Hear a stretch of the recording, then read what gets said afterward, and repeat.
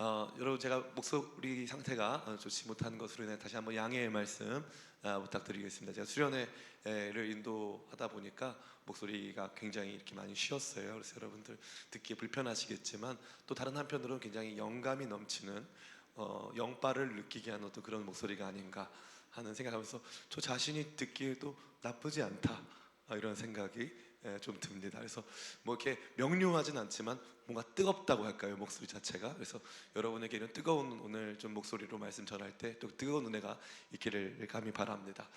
제가 국내 최초로 개발한 설교 기법, 인터뷰 설교. 그 인터뷰 설교가 시작되면서부터 우리 안에는 큰 단절이 시작되었습니다. 이쪽 구간과 함께 여기 비어있는 태평양과 같은 어떤 이런 이 구간들, 많은 인터뷰가 이루어지던 이곳들은 이제 버림받고 많은 분들이 이제 새로운 대륙을 개척해서 이쪽으로 지금 많이 모여 계시고, 앞쪽에 앉은 지체들은 굉장히 불안해하며 저를 바라보고 있고, 눈빛을 피하는 많은 지체들이 또 이렇게 있음을 봅니다. 또 마이크가 또 이렇게 절로 가니까 안 나오네요. 네. 그래서 제 소원이 있다면 언젠가 이 태평양이 은혜의 자리로 메꾸어지고 인터뷰를 두려워하지 않는 많은 청년들이 여기 가득 찼으면 좋겠어요. 그런 부흥이 있길 원하십니까? 죄송합니다. 네. 그런 부흥이 저는 있길 원하는데 여기 진짜. 그래서 오늘은 제가 고민을 하다가 오늘은 제가 인터뷰 설교를 하루 쉬기로 했습니다. 아멘. 박수 칠까요? 네. 그래서 때로는 어떤 이렇게 평안 속에서 말씀을 들은 날도 있어야 되는데, 인터뷰 설교를 통해 너무나도 강한 텐션을 유지하다 보니까 우리 청년들이 설교 끝나고 졸립더라, 이런 청년도 있고, 너무 지쳤다, 집에 돌아가니까 너무 힘들더라, 안식을 온전히 누렸다, 이런 지체도 있는데, 설교 시간만큼 오늘 좀 편안했으면 좋겠다. 대신에 좀 따라해 볼까요? 졸지는 말자. 인간적으로 졸지는 말자. 그리고 제가 봤을 때 제가 오늘 설교를 아무리 길게 해도 오세훈보다는 짧게 할 예정입니다. 제가 느꼈어요. 오늘은 과연 무엇이 주였는가? 오늘은 정말 일본 선교의 날이 아니었는가? 저는 오늘 정말 들러리로서 나온 것은 아닌가? 라는 생각을 정말 많이 했어요. 놀랍게도 또 제가 오늘 설교 끝나고 같이 부를 찬양이 예수 우리들의 밝은 빛인데, 저는 그거를 오늘 일본 선교 발표하는 줄 몰랐어요. 그리고 저는 예수 우리들의 밝은 빛을 했죠. 영상 내내 그 노래가 나오는 거예요. 하나님의 예비하심이 있다. 저는 들러리다. 그래서 오늘은 제가 설교를 인터뷰 없이 짧게 진행하려고 합니다. 아멘. 아멘. 감사합니다. 네. 여기는 어디서 같은 기도원에서 오셨나요? 그래서 진짜 목소리 무엇? 상당히 영빨이 넘칩니다. 오늘 우리가 같이 나누고자 하는 이야기는 구원에 관련된 것입니다. 이 구원은 우리 기독교 신앙에 있어서 가장 중요한 것이라고 할 수 있죠. 만약에 우리가 구원받을 필요가 없다면 우리는 신앙을 가져야 할 이유도 없는 것입니다. 구원은 우리가 하나님께 나아가고 그분을 만나야 할 가장 중요한 목적과 동기를 제공하고 있습니다. 제가 앞에 있는 우리, 늘 미안해요, 두 분에게 오늘은 질문 안 하기로 했지만 안 할게요. 그래서 너무 물어보고 싶어요. 구원 받았는지 물어보고 싶은데, 나는 구원 받았습니다. 손 들어볼까요? 예, 내려보겠습니다. 구원받지 못했다고 생각하는 분도 있고 구원받았다는 분들이 계신데, 구원을 받았다는 것도 중요하지만 구원이 무엇이냐, 어떻게 받는 거냐 하는 것도 더 중요한 문제예요. 그래서 저는 여러분들이 오늘 그 부분들에 대해서 좀 명확하고 확고한 지식을 확보하고 어떤 것이 구원받는 것인가를 다시 한번 깨달으면서 우리 안에 있는 구원을 확인하게 되는 귀한 시간 되길 간절히 바랍니다. 오늘은 이러한 구원을 확인하고 싶었던 한 청년의 이야기로 시작합니다. 16절 말씀이죠. 같이 한번 읽어볼까요? 시작.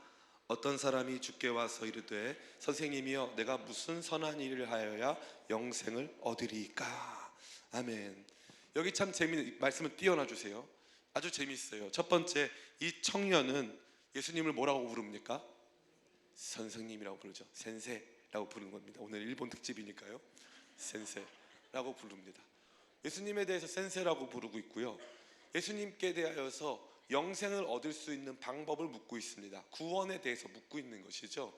근데 이 사람이 가진 전제가 하나 보여요. 그 전제가 뭡니까? 내가 무슨 선한 일을 하여야 영생을 얻을 수 있습니까? 라고 되어 있어요. 여기서 얻다라는 것은 취하다, get하다, take하다 이게 아니에요. 여기서 얻다라는 건 inherit, 유산으로 상속받을 수 있느냐를 물어보는 것입니다. 유산으로 상속받을 수 있느냐, 영생을 얻고 싶은데, 영생을 상속받고 싶은데 무슨 선한 일을 하여야 하느냐라는 질문을 하고 있는 거죠. 참 흥미로운 것은요, 이 사람 질문 자체에 제 목소리 좀 줄여줘도 될 것 같습니다. 아마 지금 친구들도 제 목소리 잘 들릴 것 같아요. 그죠? 제 목소리와 함께 네 목소리도 좀 줄여주세요. 죄송합니다. 지금 우리 두 사람의 목소리가 굉장히 듣기 거북합니다. 사람들이. 이 사람은 지금 어떠한 선한 일을 하여야 영생을 상속받을 수 있냐고 물어보고 있는 거예요. 재밌죠? 상속은 뭘 해야 받습니까? 뭐가 돼야 받습니까? 그렇죠. 돼야 받는 거예요. doing something. 다시 말해서 무언가를 하여야 무언가를 얻는 것. 이것은 뭐 여러분이 뭐 급여를 받는다던가 아니면 상금을 받는다던가 할 때는 무언가를 해내야 하는 것이죠. get하고 take 해야 되죠. 그런데 상속은 그게 아니에요. 상속은 자녀가 받는 겁니다. 그럼 잘 보세요. 상속은 영생을 우리가 봤을 때 상속은 그냥 받는 것이죠. 내가 얻는 게 아니죠. 그죠? 그냥 받는 거예요. 받는 거. 그러면 여기서 중요한 행동은 받는 사람한테 있어요? 주는 사람한테 있어요? 그렇죠. 주는 사람한테 있어요. 구원의 가장 핵심적인 부분은 바로 구원을 받는 사람한테 있는 게 아니라 구원을 주는 분에게 있는 거예요. 구원을 주는 분에게. 이게 이 모든 것에서 가장 중요한 지점이 아닐 수 없습니다. 그래서 본문을 관찰해 보면은 이 사람은 구원에 대한 오해를 갖고 있어요. 한번 보여주시겠습니까? 그렇죠. 구원에 대한 오해가 있어요. 첫 번째, 선한 일을 하여야, 어떤 선한 일을 하여야 구원받을 수 있습니까? 또 영생은 어떻게 취득해야 합니까? 구원 어떻게 영생 받을 수 있습니까? 그러고 나서 예수님 말씀하시죠. 뭐라고 말씀하십니까? 17절 말씀 같이 한번 읽어보겠습니다. 시작. 예수께서 이르시되 어찌하여 선한 일을 내게 묻느냐? 선한 이는 오직 한 분이시니라. 내가 생명에 들어가려면 계명들을 지키라. 18절 같이 읽습니다. 시작. 이르되 어느 계명이오니까? 예수께서 이르시되 살인하지 말라, 간음하지 말라, 도둑질하지 말라, 거짓 증언하지 말라, 내 부모를 공경하라, 내 이웃을 내 자신과 같이 사랑하라 하신 것이라. 20절. 그 청년이 이르되 이 모든 것을 내가 지키었사온데 아직도 무엇이 부족하니까? 아멘. 이 청년은 자기가 율법 준수를 했다고 믿습니까? 안 했다고 믿습니까? 했다고 믿어요. 자기는 모든 하나님의 가르침을 있는 그대로 다 이행했다고 믿고 있습니다. 그러니까 자신은 이러한 영생을 받을 만한 충분한 자격과 그러한 이 어떠한 도달해야 될 목표점들을 다 도달했다고 말을 하는 거죠. 그는 이것을 구원에 대해서 가지고 있는 그의 오해를 이 말씀은 보여주고 있는 것입니다. 그럼 나니까 어떻게 해요? 예수님께서 이러한 사람에 대해서 이렇게 말씀하시죠. 뭐라고 말씀하십니까? 같이 한번 읽어보겠습니다. 21절, 22절 같이 읽습니다. 시작. 예수께서 이르시되 내가 온전하고자 할진대 가난한 자들에게 주라. 그리하면 하늘에서 보화가 내게 있으리라. 그리고 와서 나를 따르라 하시니라. 아멘. 여기 보니까 뭐라고 되어 있어요? 두 번째, 예수님의 통로가 드러나 있습니다. 이 사람은 지금 내가 무엇을 하여야 영생을 얻을 수 있습니까? 라고 물어봤죠. 그러니까 나 뭐 할 건지 가르쳐 주시면은 저 할 수 있어요. 저 할게요. 그래서 영생 얻을게요 라는 의지를 가지고 나온 사람이에요. 근데 예수님 뭐라고 말씀하시냐니까 그러면 이 계명을 지켜라. 이 사람이 저 계명 다 지켰어요. 그러면 너가 가지고 있는 재물을 갖다 팔고 와서 나를 따라와라. 그러면 너가 생명을 얻을 수 있다. 이렇게 말씀하셨어요. 그러니까 이 사람 어떻게 합니까? 이 사람은 따라옵니까? 따라가지 않습니까? 따라가지 않아요. 영생 원한다면서요. 그죠? 구원받기를 원한다면서요. 근데 그는 자기가 영생을 가지고 있는 존재로서 자기를 확인받고 싶었고 인정받고 싶었는데 가만히 보니까 자기는 자기 돈을 버릴 수 있어요? 없어요? 못 버려요. 영생이 중요해요? 돈이 중요해요? 돈이 중요한 사람이었던 거예요. 여러분 예수님의 이 말을 오해하면 안 돼요. 구원받기 위해서 내가 모든 것을 다 버려야지만, 그래서 정말 아무것도 안 입고 아무것도 안 쓰고 살아야지만 구원받는 것이다. 착각 중에 착각입니다. 예수님의 진술에는 크게 두 가지가 있어요. 따라해 볼까요? 절대 진술. 이거는 변하지 않는 진술이에요. 내가 곧 길이요 진리요 생명이니 나로 말미암지 않고는 아버지께, 재밌죠? 나로 말미암지 않고는 아버지께 나올 자가 없느니라. 이 말씀은 변함이 없어요. 그죠? 그런데 종종 어떤 말씀들은 우리로 하여금 오해하게 만드는 말씀들이 있어요. 시리아 페니키아 여인이 나와서 물어봅니다. 예수님, 제 딸을 좀 고쳐주세요. 그랬더니 이 예수님이 이 여인에게 말씀하시는 거예요. 이 여인이 이방인이거든요. 이렇게 말씀하시는 거예요. 자녀의 떡을 취하여 개에게 주는 것이 옳지 않다. 그 무슨 뜻이에요? 너는 개여서 내가 이 자녀의 떡을 너한테 줄 수 없다는 뜻이에요. 그럼 예수님이 원래 이런 분이에요, 아니에요? 다시 할까요? 다시 할게요. 예수님 이런 분이에요, 아니에요? 아니에요. 아닙니다까지 하니까 더 이상해. 예. 그런 분이 아니에요. 예수님은 그렇게 말씀하시는 분이 아니에요. 근데 예수님이 상황 진술, 그때 이 여성의 고백을 우리로 듣게 하시고 주변 사람으로 듣게 하시려고 이 여성이 어떻게 말씀하실지를 알고 질문하셨어요. 자녀의 떡을 취하여 개에게 주는 것이 옳지 않다. 이 여성이 뭐라고 말합니까? 주여 올소이다마는 개들도 자녀의 떡에서 떨어진 부스러기를 먹습니다. 그거라도 주세요. 그래서 예수님이 뭐라고 말씀하신 줄 알아요? 그 뒤에 이 말을 하였으니 돌아가라. 내 믿음이 너 딸을 낫게 했다. 이렇게 말씀하세요. 이 말을 하였으니, 마치 예수님이 그 말을 기다리신 것처럼. 그러니까 예수님의 상황 진술이에요. 또 삭개오, 여러분 기억나시죠? 예수님은 삭개오한테 재산을 버리라고 한 적이 있어요, 없어요? 없어요. 삭개오랑 밥만 먹었어요. 그러니까 삭개오가 혼자서 난리 났어. 예수님, 갑자기 식사 중에 갑자기, 예수님, 제가 제 재산을 팔아서 가난한 사람들에게 반 나눠주겠습니다. 예수님, 제가 다른 사람의 것 제가 착복한 거 있으면은 4배나 돌려주겠습니다. 그럼 예수님이 모든 것을 버리고 나를 따라와라. 그래야 될 거 아니에요, 그죠? 근데 안 그렇다는 거예요. 그때 예수님은 이 사람도 아브라함의 자손이라고 선포해 버리세요. 그러니까 여러분, 성경을 읽을 때 예수님의 말씀에 절대 진술과 상황 진술을 이해해야 돼요. 그럼 여기서 이 말씀은 모든 것을 버리고 나를 따라와라 하는 이 말씀은 절대 진술이에요, 상황 진술이에요? 상황 진술이에요. 뭘 보여주시려고? 그가 가지고 있는 잘못된 종교성을 폭로하시는 거예요. 교회에서 하지 말라는 거 안 했으니까 저 구원받을 만하죠, 이거예요. 전 술도 안 먹고 담배도 안 피니까 구원받을 만하죠, 이런 얘기하는 거예요. 지금 이 사람이 그러고 와서 앉아 있는 거예요. 예수님이 그래서 일부러 계명 지키라고 한 다음에 그 계명을 열거하셨는데 앞에 하나님을 망령되이 일컫지 말라 하는 하나님과 관련된 계명은 말씀 안 하세요. 그 말씀 안 하세요. 하나님과 관련해서 얘가 다 했다고 자기가 생각할 거니까. 오히려 이웃에 대한 계명도 있음을 다시 한번 상기시켜주고 이웃에 대한 책임을 온전히 다하고 있는가를 말씀하시면서 그의 계명 준수가 온전치 않음을 말씀 폭로하시는 거예요. 그래서 여기 뭐라고 되어 있습니까? 같이 한번 읽어볼까요? 우리 몇 절입니까? 우리 21절 같이 읽습니다. 시작. 예수께서 이르시되 내가 온전하고자 할진대 가서 내 소유를 팔아 가난한 자들에게 주라. 그리하면 하늘에서 보화가 내게 있으리라.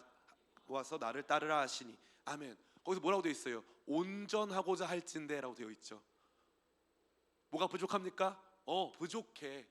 너 온전하지 않아. 행위로 구원을 얻겠다고 하는 너의 그러한 시도나 너의 노력 절대 완벽할 수 없어 라는 거예요. 예수님이 그의 구원받지 못할 종교성을 폭로하고 있는 겁니다. 그럼 예수님의 이러한 폭로는 그 사람을 지옥에 보내기 위한 폭로일까요? 아니면 그 사람이 진짜 영생을 받기를 원하시는 마음에 하시는 폭로일까요? 예, 진짜 회복되기를 원하시는 마음의 폭로예요. 그래서 다른 복음서 보니까 이렇게 되어 있어요. 예수님께서 사랑하사 말씀하시되 라고 되어 있어요. 그를 사랑하사 말씀하신 거예요.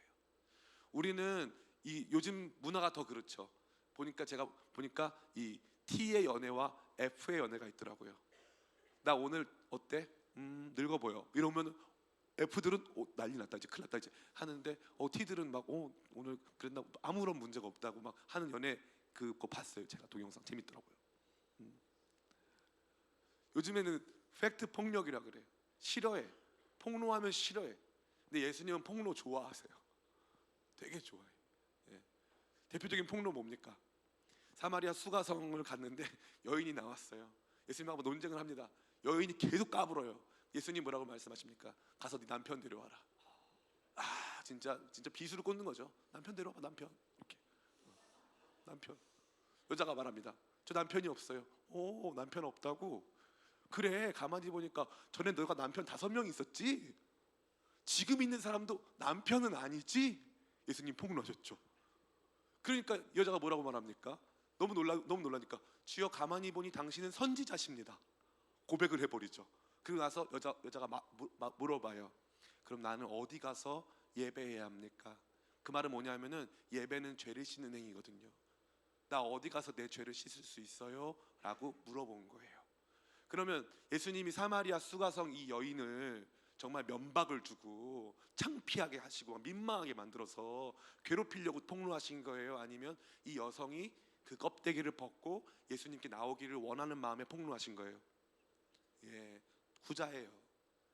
현장에서 가늠한 여인이 잡혀왔습니다. 사람들이 막 돌로 치려고 해요. 예수님께서 말씀하세요. 예수님께서 말씀도 안 하시죠. 말씀 안 하고 가만히 여기다가 뭘 쓰시는 거예요.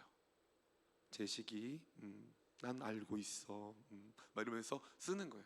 누구든지 죄 없는 자가 돌로 쳐라 라고 말씀하시면서 땅에 뭘 썼대요. 참 성경 재밌어요, 그죠? 땅에 뭘 썼는지를 안 말해줘. 그냥 썼대. 예수님이 그래 너네 죄 없어? 내가 다 아는데 이러면서 예수님이 쓴 거예요. 사람들이 보기 시작해서 오, 대박 사건, 이거 어떻게 아시지? 해가지고 한 명씩 떠나갑니다. 예수님의 폭로가 시작돼서 사람 떠나가는 거죠. 더 재밌는 건 뭐예요? 그 가늠한 현장에서 잡혀온 여인, 가늠을 했어요, 안 했어요? 했어요. 현장에서 잡혀온 겁니다. 예수님 뭐라고 말씀하세요? 너를 정죄하던 자들이 다 어디 갔냐? 주여 없습니다. 나도 너를 정죄하지 않는다. 그 다음 말이 중요해요. 그러니까 다시는 가서 죄짓지 말아라. 참 재밌지 않아요? 나는 너 정죄 안 한다. 죄짓지는 말아라. 죄는 졌다는 거예요, 안 졌다는 거예요? 졌다는 거예요. 정죄는 뭐냐? 법정적 용어예요. 그래서 내가 너의 이 죄를 이 법정에 올려서 형벌을 받게 하고 하는 거 안 한다 이거예요. 그런 거 안 한다. 다만 앞으로 그렇게 살지 말아라 라고 말씀하신 거죠. 팩트를 말씀하시죠. 똑같아요. 지금 예수님께 나와서 선한 선생님이요 어떤 선한 일을 하여야 영생을 받을 수 있습니까? 그래? 가서 계명 지켜봐. 왜냐면 얘가 그걸 믿고 있었거든요. 그러니까 계명 지켰다고 하는 거예요. 그러면 가서 너 정말 너 이웃을 너 몸처럼 사랑한다면 너 몸이 가지고 있는 그 모든 것을 다 주고 넌 나 따라와. 너 그 영생을 확인받고 싶어서 나한테 온 거잖아. 영생에 대한 비밀이 나한테 있다고 믿고 나한테 온 거잖아. 나 따라와, 영생 줄게. 그랬더니 어떻게 되는 거예요? 나 못 주겠다는 거예요. 나 못 버리겠다는 거죠. 나 영생 원하는 사람인 척하고 왔지만 나 사실 영생 원하지 않아요 라고 말할 수밖에 없는 거죠. 그래서 어떻게 합니까? 돌아갑니다. 돌아가요. 우리 같이 한번 읽겠습니다. 우리 22절 말씀이죠. 시작. 그 청년이 재물이 많음으로 이 말씀을 듣고 근심하며 가니라. 아멘. 그래서 이 본문을 관찰하면 첫 번째는 구원에 대한 오해가 이렇게 있었다. 두 번째는 뭘 말하고 있습니까? 예수님께서 주시는 예수님의 폭로가 있다. 나를 따라와라. 못 따라오지. 너 영생 받을 마음 없지. 맞네요, 주님. 저 영생 받을 마음 없네요. 이렇게 된 거죠. 제가 하루는 예화 많이 들어서 아시는 분은 아시는데, 제가 하루는 신학교 때 제가 정말 전 나름 학구파였어요. 그래서 토요일에도 가가지고 도서관에서 정말 공부 열심히 했는데, 저희 나온 총신대학교 뒤에 이제 산이 있어서 가끔 등산객분들이 왔다 갔다 하세요. 근데 이제 제가 이렇게 열심히 공부하고 잠깐 이렇게 앉아 있었어요. 벤치에 앉아 있는데 한 분이 오셔서 이제 그분이 등산 갔다 오셔서 술이 좀 취하셨어요. 그래서 저한테 그러시는 거예요. 신학생이세요? 그래서 네. 그랬더니 그럼 저를 좀 전도해 보세요. 이러는 거예요. 자기를 전도해 보라는 거예요. 그래서 제가 시작할까요? 그래서 갑자기 잠깐 말씀 이제 합니다. 그래서 이제 전도 시작하려고 하려고 했는데, 재밌게도 이제 이분이 갑자기 자기가 유아교육과 정 누구 교수님 사촌이고 자기 온 가족이 다 목사인데 누구도 자기를 전도한 적이 없다. 그래서 저보고 전도를 해보라고. 저 시작할게요. 그랬어요. 그래서 이분이 또 들어보래요. 그러더니 또 자기가 뭐 몇 살까지 교회를 다녔다. 자기 전도해보래. 그래서 알겠다고. 계속 말을 하려고 하는데 이분이 또 딴 얘기를 계속 하는 거예요. 그래서 제가 딱 이렇게 말했죠. 선생님, 제 말 듣고 싶지 않죠? 라 그랬어요. 제가 뭐라고 말해도 안 들을 거죠? 라 그랬어요. 이분이 갑자기 술에서 딱 깨더니 맞다는 거예요. 제 말 들을 마음이 없대요. 제가 그걸 본 거예요. 말 들을 마음이 없어요. 진짜 구원의 길, 영생의 길을 찾으려고 전도하라는 게 아니었던 거예요. 그럴 마음 없는 거예요. 제가 딱 폭로했더니 이분 눈빛이 바뀌는 거예요. 왜냐하면 다른 사람들의 태도랑 저랑 달랐기 때문에. 다른 사람들은 전도해보라 그러면 그냥 슬슬 도망가. 됐어요 하고 도망가지만 저는 자 시작합니다. 자, 전도 받으세요. 자 전도 갑니다. 막 해가지고 들어가려고 하니까 이 사람도 막 부담스러운 거야. 그리고 계속 딴 얘기 막 하고 있다가 제가 제 말씀 듣고 싶지 않죠? 라고 하니까 전곡을 찌르니까 맞다는 거예요. 들을 마음 없다는 거예요. 교회 나와서도 영생을 구하면서 사실 영생 구하러 오지 않은 사람 되게 많아요. 되게 많아요. 이 말씀 이거 폭로하는 거예요. 구원에 상관없고 하나님 나라와 관심 없는데 그냥 와서 앉아있는 사람도 너무 많다는 거예요. 근데 본인이 속고 있어요. 그러니까 예수님이 폭로하신 이유는 뭐냐면 이 청년이 본인도 속고 있는 거예요. 본인도 이게 영생의 길이라고 생각하고 속고 있는 거예요. 그래서 모든 이단은 율법주의예요. 모든 이단은 율법주의. 구원론이 아까 뭐라 그랬어요? 구원이 상속이라면 주는 사람이 중요하냐 받는 사람이 중요하냐? 주는 사람이 중요하다. 상속은. 그런데 내가 무언가를 해야지만 받을 수 있는 것을 구원으로 가르치는 율법주의적 구원관이 이단의 핵심입니다. 그래서 안상홍 증인회라고 가면은 거기 가면 왜 안식일 안 지키고 유월절 안 지키냐고 말을 해요. 그럼 여러분 뭐라고 대답하겠습니까? 왜 안식일 안 지킵니까? 여러분 안식일 지켜요 안 지켜요? 따라해 볼까요? 나는 안식일을 지킵니다. 또 언제 지켜요? 우리 주일날 지키잖아요. 주일날 지키잖아요. 유월절 여러분 따라해 볼까요? 나는 유월절 지킵니다. 그럼 이게 중요한 거예요. 우리는 어떤 방식으로 지키냐 이거예요. 우리한테 안식일은 주일이고요. 우리한테 유월절은 성만찬이에요. 정확해요. 제가 감히 말씀드릴게요. 만약에 구약 성경 율법 중에 우리가 지금도 지켜야 하는 것이 남아있다면 저한테 말씀 좀 해주세요. 자, 구약 율법에 의하면 대표적으로 돼지고기를 못 먹습니다. 주여, 이건 아닙니다. 주님, 이건 정말 아니에요. 자, 두 번째, 형제들이 많이 긴장할 텐데 구약 율법에 의하면 할례를 받아야 됩니다. 목사님, 전 유대인이 아닙니다. 유대인 아닌 이방인들은, 유대인들은 그나마 나아요. 의식이 거의 없는 태어난 지 8일 만에 받습니다. 그러나 저와 여러분들은 이방인이잖아요. 지금이라도 받아야 돼요. 너무 힘들다. 그죠? 우리는 율법을 성취된 방식으로 지켜요. 아멘. 우리가 율법을 안 지키자고 생각하지 마세요. 우리는 율법을 지켜요. 다만 성취된 방식으로 지킨다 이거예요. 그러니까 구약 율법 특정 사항에 대해서 그걸 지금도 지켜야 한다라고 하는 사람들이 있으면 왜 다른 건 안 지키는지 물어보셔야 돼요. 왜 다른 건 안 지키시는지. 정말 중요한 내용이에요. 여러분 이거 몰라서 문제되는 사람 굉장히 많습니다. 어떤 사람은 그래요. 구원파가 가서 얘기하죠. 당신 언제 구원 받았습니까? 저요 모르는데요.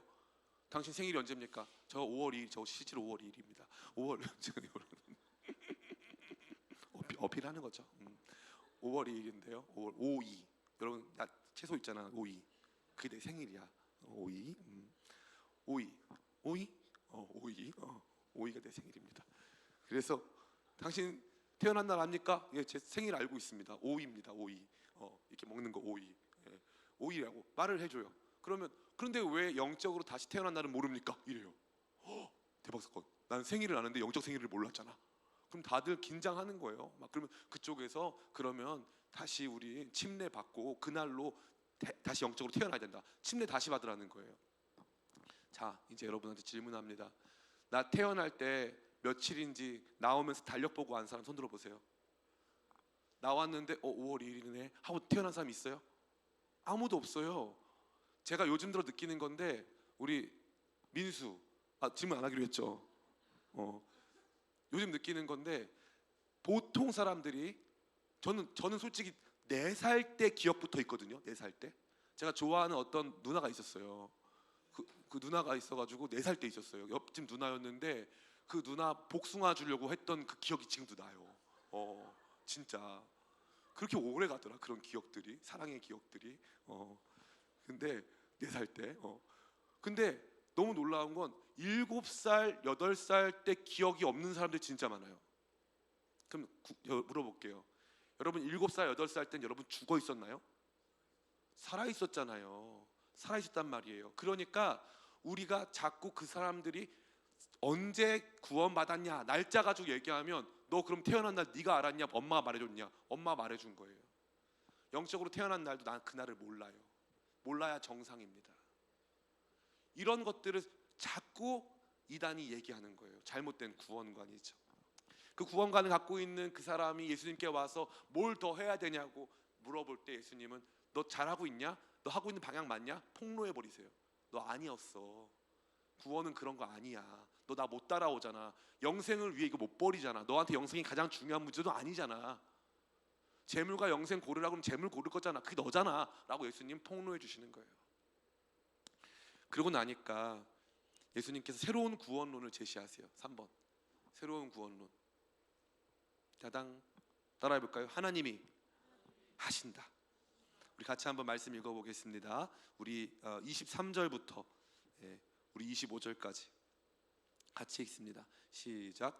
예수께서 제자들에게 이르시되 내가 진실로 너희에게 이르노니 부자는 천국에 들어가기가 어려우니라. 다시 너희에게 말하노니 낙타가 바늘귀로 들어가는 것이 부자가 하나님의 나라에 들어가는 것보다 쉬우니라 하시니 제자들이 듣고 몹시 놀라 이르되 그렇다면 누가 구원을 얻을 수 있으리까. 아멘. 이 당시에는요 부자는 하나님의 사랑을 받는 사람이고 가난한 사람은 하나님의 사랑을 받지 못하는 사람이라고 하는 관념이 있었어요. 근데 지금 부자가 하나님 나라에 들어가는 것이 낙타가 바늘귀로 들어가는 것처럼 어렵다라고 말하고 있는 거예요. 너무 힘들다. 부자가 못 간다. 거의 못 가는 것 같다. 예수님 말씀하시죠. 사실 거의가 아니라 이거 못 간다는 표현이에요. 못 간다는 표현이에요. 불가능이다. 불가능이다. 그러니까 여러분 무슨 생각이 들어요? 그럼 누가 가냐? 우리랑 제자들이랑 수준이 똑같습니다. 그래서 여기 보니까 25절 제자들이 듣고 몹시 놀라 이르되 그냥 놀랐어요. 몹시 놀라. 몹시 진짜요? 부자는 못 가요? 그럼 누구부터 부자인데요? 나 부자인가? 종부세 내면 부자인가요? 부자 못 가? 난리가 난 거예요. 부자 천국 거부당함 신문에 날 것 같아. 부자는 못 가기로 함. 뭐 이런 식으로. 난리가 났어요. 누가 구원을 받을 수 있습니까? 그렇다면 과연 누가 하나님께 영생을 상속받을 수 있는 존재입니까? 라고 하는 나오죠. 새로운 구원론이에요. 그전엔 행위 구원. 나 이거 해야지만 하나님께 온전한 사람으로 드러나서 갈 수 있다. 이게 이제 우리가 가지고 일반적인 종교에서 말하고 있는 거잖아요. 근데 전 세계 모든 종교와 기독교와 가장 큰 차이를 보이는 바로 이 구원론, 새로운 구원론을 예수님께서 보여주신다. 뭡니까? 하나님이 하신다. 26절 같이 읽습니다. 시작. 예수께서 그들을 보시며 이르시되 사람으로서는 할 수 없으나 하나님으로서는 다 하실 수 있느니라. 아멘. 많은 사람들이요 성경과 신앙에 대해서 교양적 차원의 지식만 갖고 있는 사람들은 딱 여기까지 알아요. 부자가 천국에 들어가는 것이 낙타가 바늘귀에 들어가는 것보다 어렵다. 여기까지만 알아요. 그래서 거기에서 막 그냥 조금 놀래요. 근데 이 뒤에 말씀을 다 몰라요. 사람으로서는 못하는데 하나님은 하신다. 그럼 부자가 천국 갈 수 있다는 거예요, 없다는 거예요? 말씀해 보세요. 부자가 천국 갈 수 있다는 거예요, 없다는 거예요? 이해가 안 돼요? 사람으로서는 못한다. 사람으로서는 부자가 천국 가는 게 이 낙타가 바늘귀 지나가는 것처럼 불가능한 일이다. 하나님으로서는 할 수 있다. 그럼 부자 천국 가요, 못 가? 가야지. 간다는 뜻이지. 그럼 부자만 간다는 거예요? 다 갈 수 있다는 거예요? 다 갈 수 있다는 거예요. 누가 준 구원이면, 하나님이 준 구원이면 다 갈 수 있다. 하나님이 구원 주시는 분이다. 이 너무나 중요한 거예요. 너무나 중요한 거예요. 그래서 우리는 행위 구원론이 아니에요. 복음은 행위 구원론이 아니에요. 여러분이 온전하지 못해도 여러분 하나님 자녀면 하나님께서 영원한 생명 주시기로 약속된 거예요. 그래서 우리가 맨날 이 예배 시간에 막 나의 영원하신 기업 있잖아요. 기업. 나의 영원하신 삼성전자, 뭐 나의 영원하신 애플, 뭐 이런 식으로 그 기업이란 단어 실제로 그게 그 기업이에요. 그 기업. 왜냐하면 땅과 함께 산업을 inherit 상속하는 거거든요. 그래서 영원한 기업을 주신다는 거예요. 그 자녀들에게는 영원한 기업. 예. 너무너무 신기하지 않아요? 이게 하나님께서 주시는 거예요. 행위 구원이 아니에요. 우리는 행위 구원이 아니에요. 목사님 그러면 저 깽판 칠 거예요. 목사님 저 나쁜 짓 할 거예요. 하나님 저 구원하시나 안 하시나? 그래 봐라. 그래 봐라. 상관없어요. 정해진 거예요. 구원은 은혜로 받는 거예요. 하나님께서 택하신 사람들에게 값없이 베푸시는 은혜로 구원이 주어지는 거예요. 그래서 부자 여부와 상관없어요. 인종 여부와 상관없어요. 여러분의 지식 여부와 상관없어요. 여러분의 MBTI 성향과 상관없어요. 저는 진짜 인프피 너무 사랑하거든요. 정말 글 쓰고 싶어. 사랑해 인프피라고. 인프피 사랑해 글 쓰고 싶어. 근데 어떤 사람이요 인프피 진짜 싫어하는 TJ 계열 사람들이 있더라고요. 인프피 때문에 힘들대요. 근데 우리 인프피들은 어때요? 그런 사람도 사랑해. 우린 다 사랑하거든. 그럼 천국 가면 누가 있어야 돼? 인프피만 있어야죠. 그러면 어때야 돼? 서로 잠깐 모였다가 금방 안녕 하고 가야지. 그리고 인프피만 있으니까 다들 조용조용하고 이렇게 소심해야지. 그죠? 그럼 천국이 아니에요. 인프피 지옥이죠. 세상에 모두가 인프피면 말을 안 해. 다 숨겨 마음을. 안 되잖아. MBTI랑 상관없이 구원은 하나님이 하시는 하나님의 주권적 행동인 줄 믿습니다. 주님께서 이 새로운 구원을 주시는 거예요. 그래서 복음이에요. 굿뉴스라고요. 여러분 보세요. 자, 여러분들 중에 1억 이상 있으신 분들은 구원 받습니다. 그러면 굿뉴스예요, 배드뉴스예요? 진짜 말도 안 되는 뉴스죠. 그런 소식은 있으면 안 되잖아요. 그런데 여러분 지금 하나님께서 그 아들 예수 그리스도의 보혈로 우리의 죄를 씻으시고 그 아들의 부활로 말미암아 그 생명을 우리 가운데 주시기로 했습니다. 믿는 모든 사람들에게 주신다고 합니다. 굿뉴스예요, 배드뉴스예요? 굿뉴스예요. 이것처럼 굿뉴스가 없는 거예요. 최고예요. 진짜 짱이에요. 그래서 복음은 시작된 이래 단 한 번도 작아진 적이 없고 단 한 번도 멈춘 적이 없는 거예요. 여전히 복음은 복음이에요. 아멘. 저 여러분들이 이것을 깨닫게 되시길 간절히 축복합니다. 그러면 이 말씀이 저와 여러분에게 주는 세 가지, 한 번에 띄워주실 수 없다면 하나씩 빨리 띄워주세요. 적용점 세 가지. 자, 1번 따라 같이 있습니다. 시작. 종교가 아닌 복음을 믿어야 합니다. 예, 종교를 더 이상 여러분 믿지 마세요. 종교는 나의 행위로 하나님께 메리트, 하나님께 크레딧을 얻는 행위예요. 내가 뭘 했기 때문에 하나님께 나한테 무엇을 줘야 한다는 일종의 거래예요. 거래. 모든 종교 행위 다 마찬가지예요. 그러면 교회 안에도 이러한 이 종교적 행위가 있을까 없을까? 있어요. 우리는 예배도 종교화 시킬 수 있어요. 너 예배 안 오면 구원 못 받아. 그 목사님들은 종교적으로 하는 게 편할까요? 복음적으로 하는 게 편할까요? 종교적이 편하죠. 그래 너 오늘 교회 안 온다고? 너 그래 그럼 지옥 가봐라. 얼마나 편해요? 지옥 뜨거운 맛 보고 한번 얼마나 좋습니까? 넌 지옥이랑 더 가까워졌네. 얼마나 편해요? 천주교가 제일 편해. 천주교는요 교회 밖에는 구원이 없어요. 그래가지고 천주교 제일 무서운 게 뭐냐면 출교예요. 출교. 교회 떠나는 거예요. 그 천주교는 교회가 몇 개입니까? 하나예요. 전 세계 천주교회 하나입니다. 하나. 딱 하나예요. 그래서 이 성당 다니다가 저 성당 갈 수 있는 예배 미사 참석할 수는 있지만 교적에는 못 올려요. 천주교는 교회 하나니까. 출교가 제일 무서운 거예요. 그래서 제가 이번에 오스트리아 이제 빈에 갔더니 거기 이제 미술사 박물관이라는 박물관이 있어요. 거기 가니까 이제 제가 루벤스 관 바로 옆에 제가 그 깜빡했는데 그 반다이크라고 우리 축구 선수 말고 다른 미술 유명한 미술가가 있어요. 그가 그린 이제 이 얌브로시우스 그림이 있어요. 이 사람이 밀라노의 주교인데 이 데오도시우스라는 황제가 엄청 데살로니카에 있는 사람들 2,000명을 죽이고 교회로 왔어요. 그러니까 이 밀라노 주교였던 얌브로시우스가 데오도시우스한테 너 교회 못 온다 그랬어요. 너 죄 지어가지고 교회 못 온다. 너 나한테 고해성사해라. 주교가 황제한테 말을 하는 거예요. 저 그 그림 보면서 막 울었어요. 난 저렇게 할 수 있을까? 너 그런 죄를 가지고 어떻게 오려고 하냐? 난 못할 것 같더라고 저는. 어서 오세요. 그래서 여기 앉으세요. 여기 앉으세요. 여기. 그래서 저는 그런 놈이에요. 저는 그런 놈이에요. 근데 막 너무 멋있어. 그 암브로시우스가 딱 위에서 딱 이렇게 보고 있고 황제와 옆에 있는 장군들이 다 밑에 있어요. 저 보면서 너무 놀랐어요. 그게 천주교 가능해요. 출교. 네, 출교 가능합니다. 천주교가 훨씬 편해요, 종교적으로.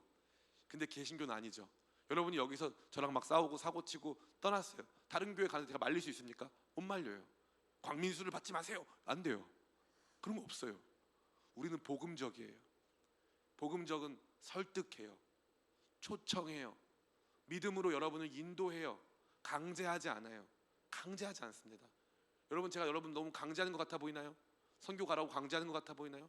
사실 한 건데 강제로 느꼈으면 좋겠어요. 교회 나오라고, 주일날 예배 나오라고 강제하는 것 같아 보이나요? 진짜 하고 싶어요. 근데 그렇게 못해요. 우리는 우리의 행위로 하나님께 무언가를 얻는 존재가 아니에요. 그 복음은 뭐예요? 반대예요. 하나님의 행동이에요. 하나님이 자신의 아들을 내어주셨고, 하나님이 그 피로 우리의 죄를 씻기로 결정하셨고, 하나님이 그 아들의 생명을 우리 가운데 주시기로 결정하신 거예요. 하나님의 행동입니다.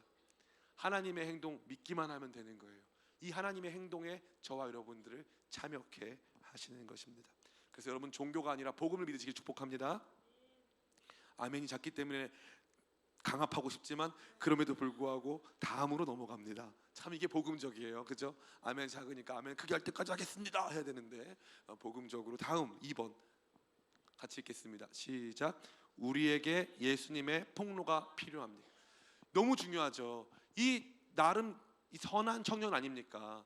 이 선한 청년이 사실은 정말 선하고 아름다운 청년인데 그의 믿음의 방향이 완전히 잘못되어 있었는데 자기도 몰랐던 거예요. 율법 준수한다고 했어. 영생 받으려고 율법 준수했는데 영생을 상속한다라고 하는 그런 표현은 알고 있었는데 영생을 상속받는다는 게 자기가 무슨 행위를 해야 된다고 믿은 거예요. 완전 잘못 알고 있었던 거죠. 하나님에 대해서 오해하고 자신 믿음에 대해서 오해하고 있던 거예요. 저는 요즘에 옛날에 비해서 훨씬 더 뭐라고 할까요? 좀 편안해졌어요. 느껴지나요? 강압하고 싶어요. 그런데 왜 제가 바뀌었냐면까, 제가 많이 느낀 게 결국에 주님이 설득하시더라고요. 저는 여러분 강제하고 싶은데 주님은 설득하세요. 설득할 때 예배 가운데 나오고 말씀 듣다가 하나님의 폭로가 임해야 돼요. 그래서 아이고 내가 이랬구나, 아이고 내가 하나님 마음 아프게 했구나, 그거 보면서 거기에서 이제 자기 자신이 깨닫기 시작하는 거예요. 그게 복음적 설득의 핵심입니다. 그러니까 폭로는 우리 가운데 늘 필요한 거예요. 그래서 선지서 보면은 화로다 너희여 하면서 계속 폭로하잖아요. 너네 그렇게 해가지고 너네 손에 피가 가득한데 예배 가운데 나왔다, 너희는 이중인격자들이다 막 하면서 막 폭로하잖아요. 그러니까 이러한 영적인 폭로가 우리 가운데 필요한 줄 믿습니다. 그래서 여러분들 그런 말씀 울려 퍼질 때 왜 목사님이 나한테 오늘 나한테 화살 양궁 설교 하시지? 왜 목사님 양궁 설교 하시지? 나한테 왜 탁탁탁 박히지? 나 들으라고 하는 건가? 나 최근에 저기 술 마셨는데 나 들으라고 지금 목사님 정죄하시는 건가? 아니에요. 저는 여러분들이 한 짓을 잘 몰라요. 모릅니다. 예. 여러분 어떻게 사는지 잘 몰라요. 알고 싶은데 그 정도로 알고 싶진 않아요. 폭로하고 싶을 만큼 알고 싶진 않아. 또 걱정, 서로 거리감이 좀 있어야 돼. 내가 좋아하는 단어는 느슨한 연대. 적당히 가까워지자. 너무 친해지지 말자. 가까워지지 마. 약간 이런 거 좋아해요. 이런 거 좋아. 왜냐? 전 인프피거든요. 인프피한테는 그런 공간이 필요해요. 사랑스러운 공간이 필요합니다. 그런데 우리한테 필요한 건, 예수님은 훅 다가오세요. 예수님 약간 ESTJ 느낌이에요. 확 다가오고 폭로를 툭 날리는 거지. 그게 필요한 거예요. 우리한테 그 폭로가 필요합니다. 따라해볼까요? 주님, 내게도 말씀하셔서 나의 영적 실상을 깨닫게 하소서. 말씀이 다가와서 깨닫는 거죠.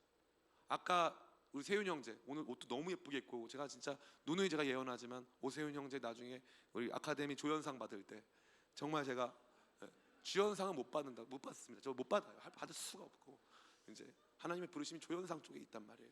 그러면 이제 조연상 받을 때 정말 제 이름 거론해 주기로 약속을 했습니다. 이미 다 약속이 돼 있는 친구입니다. 그래서 오세훈 형제가 이제 나와서 주님의 마음 때문에 막 울었잖아요.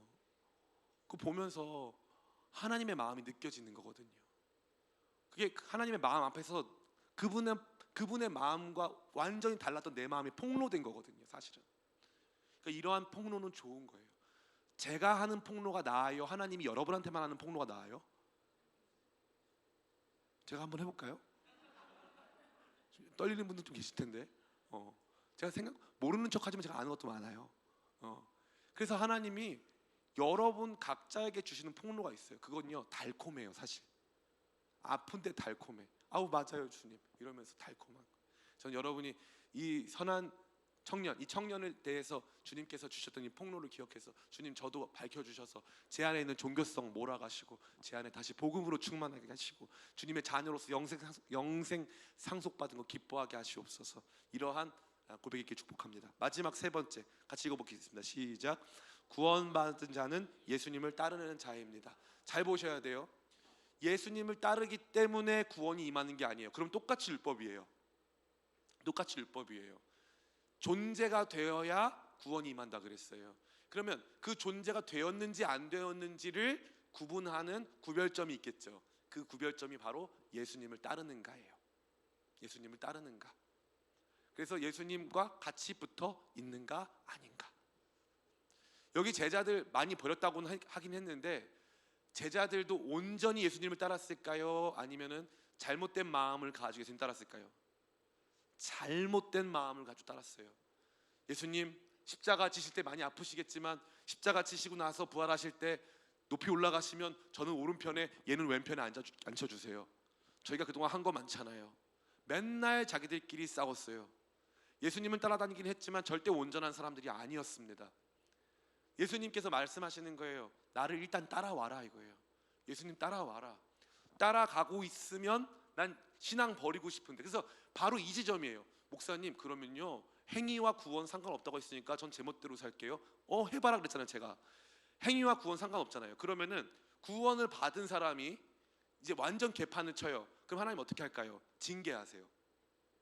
우리가 착각하는 게 있는데 구원을 받았다. 하나님 나와 함께 하신다. 그럼 죄를 짓는다. 그러면 하나님이 내 죄를 용서하셨다. 그럼 아무 일도 안 일어난다. 착각이에요. 하나님이 일단 때려요. 엄청 세게 때리세요. 내가 잘못하면 그것에 대해서 때리세요. 구원을 취소하지 않는다고 하신 거지 죄를 지면 얻어 터진다라고 되어 있어요. 성경에. 죄 지면 얻어 터지는 거예요. 그게 상식이고 하나님의 질서예요. 그래서 여러분 잘못했어요 한 다음에 매를 맞는 거예요. 다윗이 잘못했어요 했어요. 그리고 매를 엄청 맞았어요. 엄청 맞았다고요. 그런데도 하나님을 따라가요. 이게 재밌는 거예요. 죄를 졌는데 나 하나님 안 따라갈래요 했는데 그분의 은혜가 또 찾아와서 또 말씀 주시면 나도 모르게 또 그분을 따라가고 있는 거예요. 따라감이 영생 있음의 중요한 증거예요. 전체 증거는 아니에요. 그러나 굉장히 중요한 증거예요. 그래서 뭐라고 되어 있습니까? 여기 참 재밌는 표현이 있죠. 같이 한번 읽어보겠습니다. 29절 같이 읽겠습니다.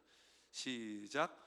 또 내 이름을 위하여 집이나 형제나 자매나 부모나 자식이나 전토를 벌인 자마다 여러 배를 받고 또 영생을 상속하리라. 아멘. 여기 보세요. 또라는 데가 굉장히 중요해요. 또 그죠?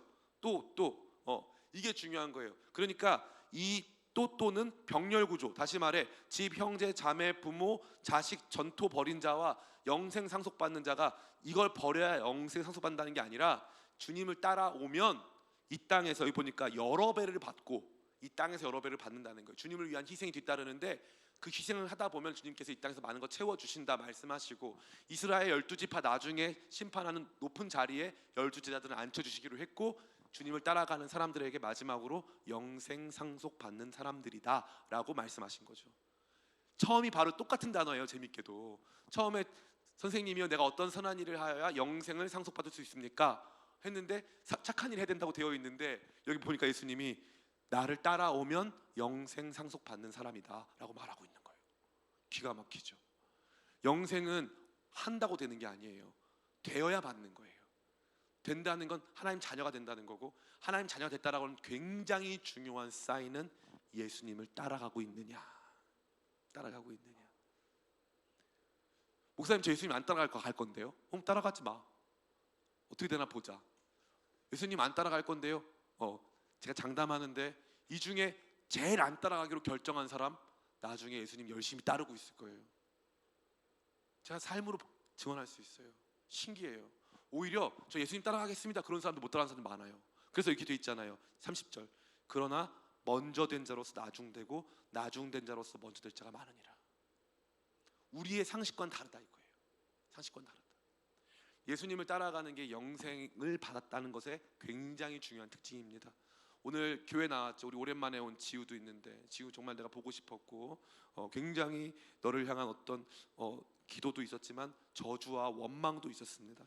제가 제 지우를 저 쌍문동 가서 또 우리가 떡볶이를 같이 먹은 사이입니다.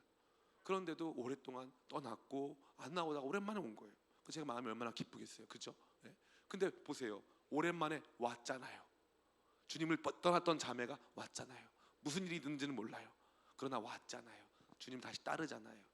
따라옴이 신기하리만큼 따라옴이 영생의 증거예요. 주님을 따르고 있는 작은 한 발자국 한 발자국 안에서 내가 그 영원한 생명을 상속받은 자녀이구나 하는 것을 확인하게 되는 줄을 믿습니다. 이러한 구원에 대한 건강하고 아름다운 마음을 가지고 이 구원을 우리 가운데 주신 예수님께 감사하고 그 예수님을 바라보는 저와 여러분 다 되시기를 예수님의 이름으로 축원합니다. 아멘. 같이 찬양할까요?